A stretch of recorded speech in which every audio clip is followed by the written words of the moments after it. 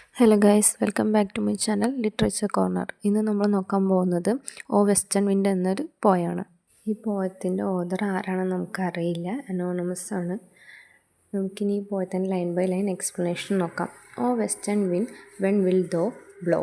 The speaker addresses the western wind which in England brings the warm weather and rain of springtime. The speaker is impatiently asking when this wind will finally blow, signaling the end of a long cold winter. അപ്പോൾ ഇവിടെ western wind എന്നത് ഒരു imagery ആയിട്ടാണ് use ചെയ്തിട്ടുള്ളത്.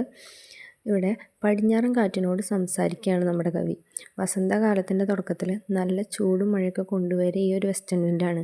അപ്പോൾ ഒരു വലിയ winter സീസണിന് ശേഷം സ്പ്രിംഗ് സീസൺ വരാൻ വേണ്ടിയിട്ട് ഭയങ്കരമായിട്ട് കാത്തിരിക്കുകയാണ് നമ്മുടെ കവി. അപ്പോൾ ഈ ഒരു വെസ്റ്റേൺ വിൻഡിനോട് ചോദിക്കുകയാണ്, എപ്പോഴാണ് നീ വീശുക സ്പ്രിംഗ് സീസൺ വരാൻ വേണ്ടിയിട്ട് എന്ന് ചോദിക്കുകയാണ് കവി. Next line, the small rain down can rain.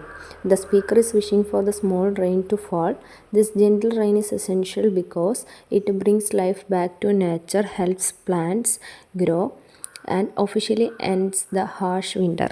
ഇവിടെ ഈ വരണ്ടുണങ്ങി കിടക്കുന്ന നേച്ചറിന് ഒരു ജീവൻ കൊടുക്കാനും അതുപോലെ ചെടികളൊക്കെ തഴച്ചു വളരാനും വേണ്ടിയിട്ട് കവി ഒരു ചെറിയ ചാറ്റൽ മഴയ്ക്ക് വേണ്ടി ആഗ്രഹിക്കുകയാണ്. ഇത് വിൻ്റർ ഒഫീഷ്യലി അവസാനിച്ചു എന്നും അതുപോലെ സ്പ്രിംഗ് സീസൺ വരാൻ പോവുകയാണെന്നുള്ളതിൻ്റെ ഒരു പ്രഖ്യാപനം കൂടിയായിട്ടാണ് കവി പറയുന്നത്. Christ my lover in my arms, ഈശ്വര എൻ്റെ പ്രണയം എൻ്റെ കൈകളിലായിരുന്നെങ്കിൽ എന്നാണ് അവരുടെ അർത്ഥം. Out of deep emotional pain and ലോങ്ങിങ് the speaker cries out to God.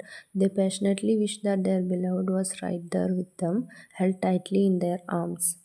ഈ വരികളിൽ തൻ്റെ ലവറിനെ പിരിഞ്ഞിരിക്കുന്നതിൻ്റെ സങ്കടം കാരണം കവി ദൈവത്തെ വിളിച്ച് കരയാണ്.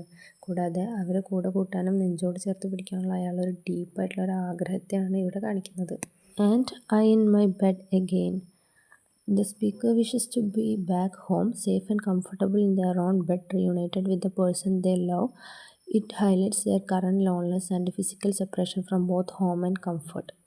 എന്താ പറയണേ, സ്വന്തം വീട്ടിലേക്ക് പോകാനും പ്രിയപ്പെട്ട ആളുടെ കൂടെ സുരക്ഷിതമായിട്ട് തൻ്റെ കട്ടിലിൽ കിടക്കാനും അയാൾ കൊതിക്കുകയാണ്. ഇവിടെ അയാൾ അനുഭവിക്കുന്ന ഒറ്റപ്പെടലും അതുപോലെ വീട്ടിലുള്ള അകൽച്ചയൊക്കെയാണ് ഈ വരികൾ കാണിക്കുന്നത്. ഈ ക്ലാസ്സിൻ്റെ നോട്ട്സൊക്കെ അടുത്തൊരു വീഡിയോ ആയിട്ട് ചെയ്യും. അപ്പോൾ എല്ലാവരും അത് കാണാം.